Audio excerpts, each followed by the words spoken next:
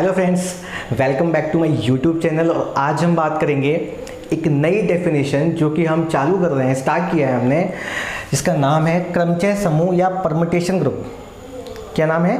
क्रमचय समूह या permutation group नाम है। तो इसको हम देखेंगे, इसकी क्या डेफिनेशन है, क्या इसमें होता है और क्या इसके एग्जाम्पल्स हैं, उसके बारे में हम बात करेंगे। ठीक है, तो सबसे पहले क्रमचय समूह को समझने के लिए हमें समूह तो आना ही चाहिए, क्योंकि नाम है परमुटेशन ग्रुप। ठीक है, तो ग्रुप तो आना ही चाहिए, तभी ये समझ में आएगा। हर एक चीज़ का लिंक होता है। मैंने कई दफ़ा बच्चों को बताया है कि जब तक आपको पीछे की चीज़ें नहीं पता होंगी तब तक आप ये नहीं समझ सकते। ठीक है, तो मैं ये समझता हूँ आपने ये चीज़ देख ली होंगी कि ग्रुप क्या होता है। ठीक है, तो समझते हैं क्या है परमुटेशन ग्रुप, क्रमचय समूह क्या है। ठीक है, तो इसकी क्या डेफिनेशन है पहले वो देख लेते हैं। देखो, जैसे ए कोई सेट है। ठीक है, ए कोई सेट, और सेट भी कैसा है? फाइनाइट। कैसा है? फाइनाइट सेट है। ए कोई फाइनाइट सेट है, ये हमको दिया हुआ है। तब एक फंक्शन डिफाइन करते हैं ए से ए में। किससे किसमें? ए से ए में एक फंक्शन डिफाइन करते हैं अपन। ठीक है, यदि ये फंक्शन 1 1 on 2 है, कैसा है? 1 1 on 2 है, मतलब बाइजेक्शन है। यदि ये फंक्शन 1 1 on 2 है, मतलब बाइजेक्शन है। किससे किसमें? ए से ए में। खुद से खुद पर यदि कोई फंक्शन कैसा है? 1 1 on 2 है, तो ये फंक्शन क्या कहलाएगा? एक परमुटेशन कहलाएगा। ठीक है, वापिस देखते हैं। यदि कोई फंक्शन किसी फाइनाइट सेट से उसी में क्या है? 1 1 on 2 फंक्शन है, मतलब बाइजेक्शन है, तो जो फंक्शन है उसे क्या कहते हैं अपन? उसे कहते हैं परमुटेशन कहते हैं। क्या कहते हैं? परमुटेशन कहते हैं। ठीक है, क्रमचय कहते हैं। अभी समूह की बात नहीं कर रहे, समूह एक बाद में कलेक्शन बनेगा इन सब का, जो संयुक्त फलन संक्रिया जो आप जानते हैं, गॉफ या फॉग, उस केस में वो समूह बनता है, लेकिन वो बात की बात है। अभी हम बात कर रहे हैं कि क्रमचय क्या है, व्हाट इज परमुटेशन, इसकी बात कर रहे हैं। तो क्या बताया मैंने? A function from A to A, कहाँ से कहाँ तक? ए से ए तक। ठीक है, ए से खुद पर जो फंक्शन बनेगा, यदि वो 1 1 है और 1 2 है, मतलब एक एक ही है और आच्छादक है। एक एक ही है और कैसा है? आच्छादक है। एक एक ही है और आच्छादक है। ठीक है, तो क्या होगा? वो क्रमचय कहलाएगा। ठीक है, अब ध्यान देना, चूंकि ए तो फाइनाइट सेट है, फाइनाइट है तो उसकी कोटि भी होगी, इसमें संख्या सीमित है तो कोटि डिफाइन होगी। तो सपोज ए की जो कोटि है वो n है। कितनी है? n, मतलब जो एलिमेंट्स हैं वो कितने हैं? n है। ए में अवयवों की संख्या कितनी है? n। ठीक है, तो ध्यान देना, यदि ए में कुल अवयव n है तो जो क्रमचय बनता है, मतलब जो फंक्शन होता है जिसको हम क्रमचय बोल रहे हैं, वो n डिग्री का फंक्शन होता है। कितनी का होता है? n डिग्री का। ठीक है, n घात का क्रमचय होता है। समझ में आगे बात? तो दो बात बताई मैंने आपको, वापस से देख लेते हैं। फंक्शन ए टू ए से, मतलब ए से ए में, फाइनाइट सेट से उसी सेट में एक एक ही आच्छादक, मतलब बाइजेक्शन। साथ ही साथ ही बताया कि जो क्रमचय बनेगा वो कितनी कोटि का बनेगा या कितने घात का बनेगा? कोटि नहीं, घात। कितने घात का बनेगा? n घात का बनेगा। ठीक है, n क्या है यहाँ पे? ए में जितने अवयव हैं, सपोज ए में 3 अवयव हैं, सपोज ए में 3 अवयव हैं, ए बी सी, मैं इनका नाम दे देता हूँ। तो जो भी क्रमचय बनेगा, इस सेट पर जो फंक्शन बनेगा, ठीक है ना, जो इस सेट से इसी सेट पर जो फंक्शन 1 1 on 2 बनेगा वो एक क्रमचय होगा। और कितने घात का होगा? यस, 3 घात का। ठीक है, समझ में आगे बात? तो ये तो हो गया क्रमचय। अब आगे एक बार देख लेते हैं क्रमचय के बाद। देखो, यदि आपका कोई सेट ए है, उसमें n एलिमेंट है, suppose a1 a2 a3 and up to an। इसमें कितने एलिमेंट है? n, मतलब यहाँ पर कितना ऑर्डर है इसका? n ऑर्डर है। ठीक है, यदि इसमें n एलिमेंट्स हैं तो कुल कितने क्रमचय बन सकते हैं? तो कितने क्रमचय बनेंगे, मतलब कहने का ये है कि a से a में कितने 1 1 on 2 फंक्शन बनेंगे? कितने 1 1 on 2 फंक्शंस बनेंगे? तो इसको निकालने के लिए आप यहाँ देख लो पहले एक दफ़ा। देखिए, ये फंक्शन f है। ठीक है, देखो, सपोज ये a है और ये भी a होगा, दोनों सेम है। a में एलिमेंट्स कितने? n। तो A1, A2, A3, A4, AI का होगा कोई ना कोई AN, ठीक है। यहाँ पे भी A1, A2, A3, AI और AN, ठीक है, क्योंकि जो डोमेन है वही कोडोमेन है। बात समझ में आ गई? तो ध्यान देना, कोई भी फंक्शन जो A से A में है वो क्रम चेक कब होता है? जब 1 1 on 2 होता है। हम बात कर रहे हैं कि कितने बनेंगे 1 1 on 2 फंक्शन A से A में। तो बड़ा आसान है, हम लोग 11th में पढ़ते हैं परमुटेशन एंड कॉम्बिनेशन, उससे देखेंगे एक बार।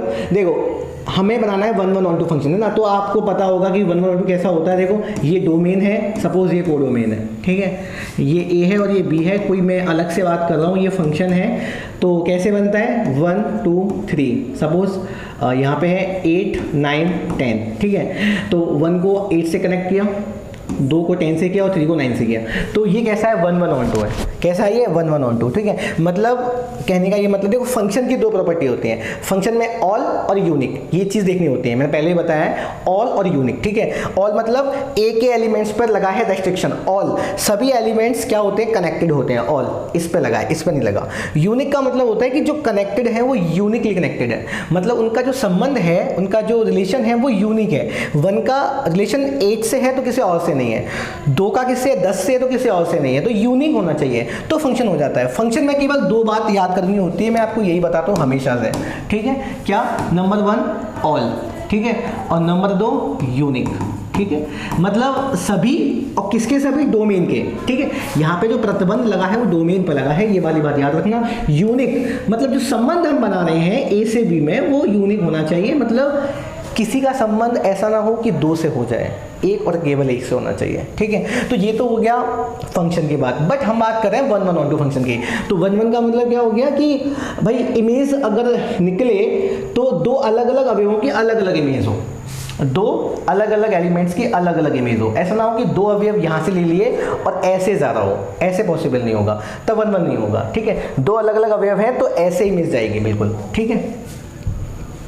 समझ में आ गया? ऑन टू का मतलब आप सब लोग जानते हैं भाई, ऑन टू का मतलब क्या है कि रेंज सेट, जो फंक्शन का रेंज सेट है, रेंज सेट ऑफ एफ का परिसर समुच्चय जो है वो सहप्रांत मतलब कोडोमेन के इक्वल हो। किसके इक्वल हो? कोडोमेन। किसका होता है? एफ का ही होता है, ठीक है। डोमेन, कोडोमेन, रेंज सब किसके होते हैं? एफ के होते हैं, ठीक है। तो रेंज सेट ऑफ एफ किसके इक्वल हो? कोडोमेन ऑफ एफ, ठीक है, एफ के कोडोमेन के इक्वल हो। तब ऐसा होता है तो जो फंक्शन होता है ना वो कैसा होता है भाई? ऑन टू होता है। 1 1 मैंने आपको बता ही दिया।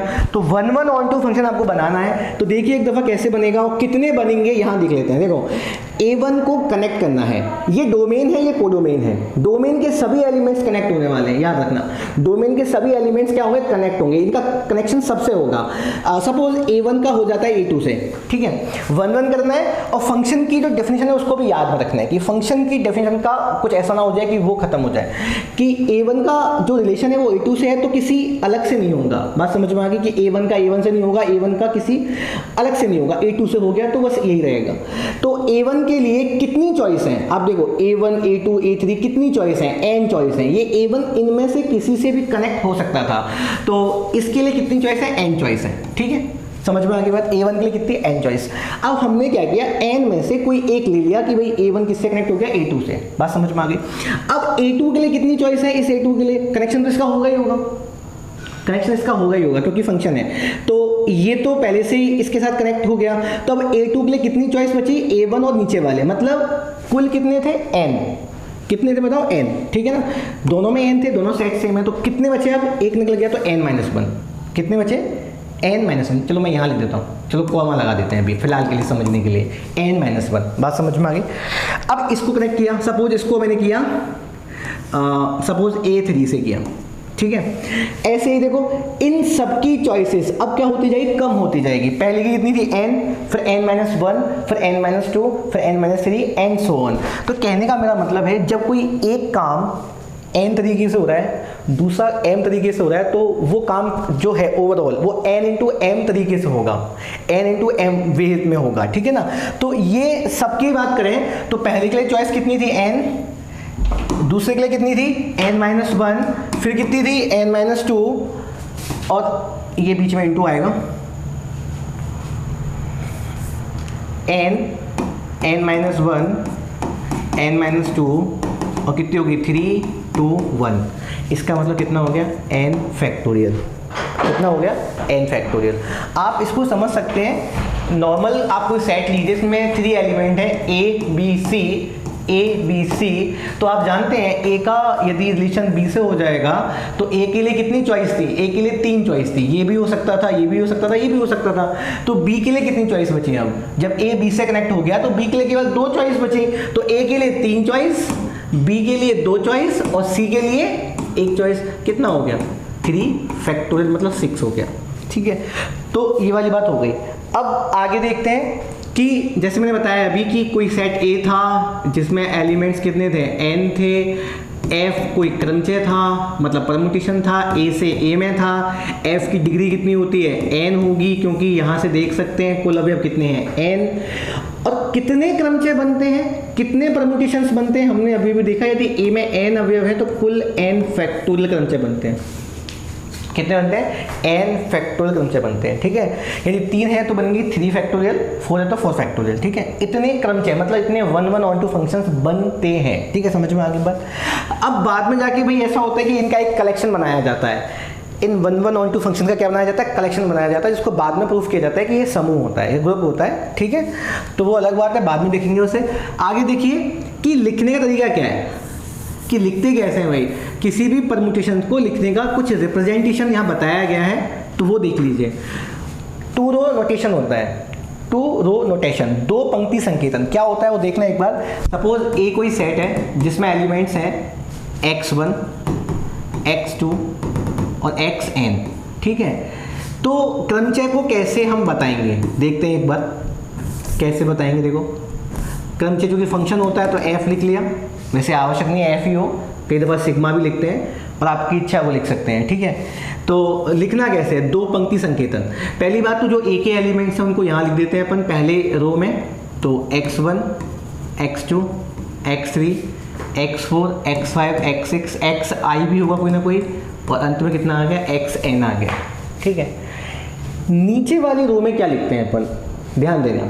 मैंने बताया f एक फंक्शन है, तो फंक्शन होगा तो अवयवों की इमेज भी आनी है। ठीक है, तो x1 की जो इमेज होगी वो यहाँ लिखी जाएगी, x1 की जो इमेज होगी वो यहाँ लिखी जाएगी, मतलब f ऑफ x1। x2 की जो इमेज होगी वो लिखी जाएगी, मतलब f of x2, f of x3 and so on f of xn। ठीक है, कहने का मतलब है ऊपर वाली रो में लिखते क्या है अपन, जो हमको सेट दिया है जिस पर कि हम क्रमचय बनाना चाहते हैं या जिस पर क्रमचय डिफाइन हुआ है उसके एलिमेंट्स, और नीचे क्या आते हैं जो एलिमेंट्स आपने लिखे हैं डोमेन के, उनकी जो इमेज है वो यहाँ आती है। ठीक है, देखो देखा जाए तो इमेज जो होती है ना, ये जो आई इमेज, ये किसके एलिमेंट्स, सहप्रांत के अवयव, किसके हैं, सहप्रांत के। और सहप्रांत तो प्रांति है देखा जाए तो, क्योंकि यही तो प्रांत है और यही क्या है, सहप्रांत है। तो यहाँ पे एक चीज़ देख समझनी है कि देखो मैं इसको यहाँ समझाता हूँ आपको समझने के लिए। अभी वहाँ पे n एलिमेंट लिए ना तो थोड़ा दिक्कत आती है कि भाई n एलिमेंट है तो कैसे समझेंगे। यहाँ देख लो एक बार, 3 एलिमेंट है सपोज। ठीक है, तो एक क्रमचय बन गया ये वाला 1 1 1 2 है। ठीक है, एक अलग से बनाता हूँ मैं। ठीक है, ये भी देखना आप, इसको F1 नाम दिया, इसको F2 नाम देते हैं। अलग क्रमचय है A B C सपोज ऐसा कुछ बन गया। ठीक है, ये अलग बन गया। आप यहाँ देख सकते हो ये अलग क्यों है, क्योंकि देखो एक ही इमेज B है, यहाँ एक ही इमेज A है, तो एक भी इमेज चेंज हो जाएगी तो क्रमचय बदल जाएगा, फंक्शन बदल जाएगा। बट अगेन कैसा फंक्शन है, 1 1 ऑन 2 है। ठीक है, तो इसको लिखना है अपन को, क्रमचय को, इस वाले को लिखेंगे कैसे, देखो F1। देखो मैंने बताया यहाँ पे लिखते हैं अवयव, सेट के अवयव। इस केस में जो सेट है उसमें कितने एलिमेंट हैं, 3 एलिमेंट A B और C। ठीक है, तो यहाँ लिखते हैं अपन A B C। मैंने बताया आपको पहले सेट्स के एलिमेंट, फिर उनकी इमेज। अब बताओ A की इमेज कितनी है, यहाँ देखो A की इमेज B है, B की कितनी है, B की A है, C की देखें कितनी है, C। ठीक है, तो ये तो F1 हो गया। F2 क्या है, F2 वहाँ देखो A B C, A की इमेज कितनी है, A की इमेज A है, B की इमेज कितनी है, C है, और C की इमेज कितनी है, A। तो ऐसे फंक्शन को जब क्रमचय के फॉर्म में लिखते हैं तो ऐसे लिखा जाता है 1 1 2 फंक्शन को। ठीक है ना। ये भी सही है, ये भी सही है, बट इन्होंने क्या किया, एक अलग से एक तरीका बता दिया कि भाई जब भी आप क्रमचय बनाओगे तो ऐसे लिखोगे। तो यहाँ एक चीज़ देखो, मैंने क्या बताना चाहता था मैं आपको कि यहाँ देखो ए बी सी यहाँ आ गया और ये बी ए सी नीचे आया, तो आप ये देख सकते हो कि ए बी सी की इमेजेस आई है नीचे, है ना। तो इमेजेस कुछ नहीं है सिवाय इन ए बी सी का एक अरेंजमेंट है। क्या है? ए बी सी का एक नया अरेंजमेंट। कैसे? बी ए सी है तो यही वाले अवयव, क्योंकि आपको पता है सह प्रांत तो वही है जो प्रांत है, तो आएंगे तो उन्हीं में से अवयव। तो ऐसा हो सकता है कि देखो आपको ये भी पता है कि ऐसा भी बन सकता है कि ऐसा भी पॉसिबल है कि ए का संबंध ए से हो जाए, बी का संबंध बी से हो जाए और सी का संबंध सी से हो जाए। तो ऐसी सिचुएशन में जब हम F3 बनाएंगे तो ए की इमेज ए आनी है, बी की इमेज बी आनी है और सी की इमेज सी आनी है।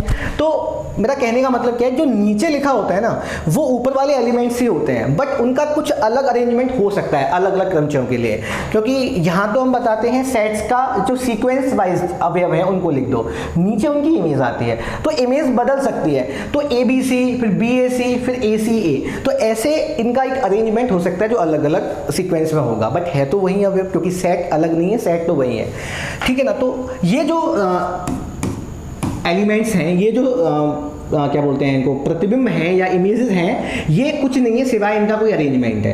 x1, x2 और xn का कोई अरेंजमेंट होगा, आगे पीछे एलिमेंट्स हो सकते हैं, सेम भी हो सकते हैं। जब सेम हो जाते हैं तो वो आइडेंटिटी परमुटेशन बन जाता है, जो आगे बात करेंगे अपन, ठीक है। तो ये हो गया परमुटेशन क्या होता है, लिखते कैसे हैं, ठीक है। यदि सेट जिसपे जो परमुटेशन डिफाइन होता है, यदि उसमें n एलिमेंट है तो कुल n फैक्टोरियल क्रमचय बनेंगे।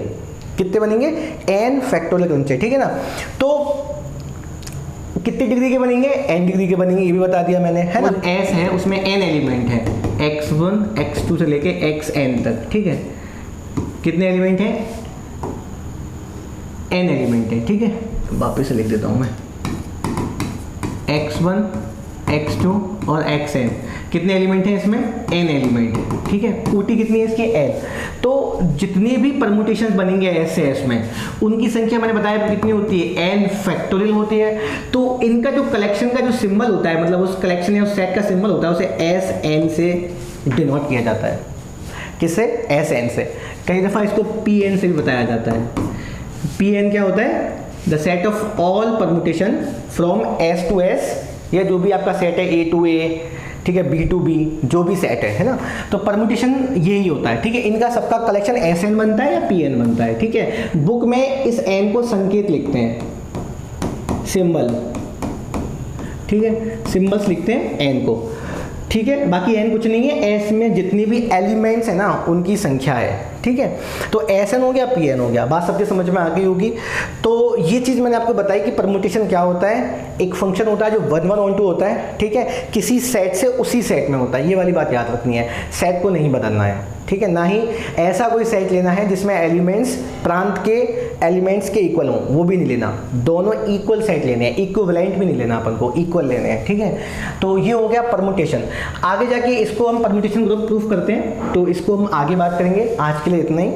यदि आपका कोई डाउट हो तो आप मुझे प्लीज़ कमेंट कीजिए और बताइए आपको किस टॉपिक पे वीडियो चाहिए। बाकी ये है कि हमने एक सीरीज स्टार्ट की है जिसमें जितनी भी एब्स्ट्रैक्ट अलजेब्रा, रियल एनालिसिस और जितनी भी प्योर मैथमेटिक्स हैं, उनकी जो डेफिनेशंस हैं उनको हम समझेंगे, क्योंकि जब तक वो समझ में नहीं आएंगी, जब तक वो आपका कोर बिलीफ नहीं बनेगा ना, तब तक उनसे रिलेटेड जो प्रमेय हैं, उन पर आधारित जो प्रमेय होती हैं वो भी समझ में नहीं आने वाली। प्रमेय तभी समझ में आएंगी जब उनका जो बेसिक है, मतलब डेफिनेशन, वो समझ में आएगी। तो आप लोग बिल्कुल मेक श्योर रहें कि जो डेफिनेशन है उनको अच्छे से देखें, समझें, याद करें और बाद में प्रमेयों पर अप्लाई करें, ठीक है। तो ये चीज़ हो गई, इसके बाद हम कल बात करेंगे, ठीक है। आज के लिए इतना ही, थैंक यू।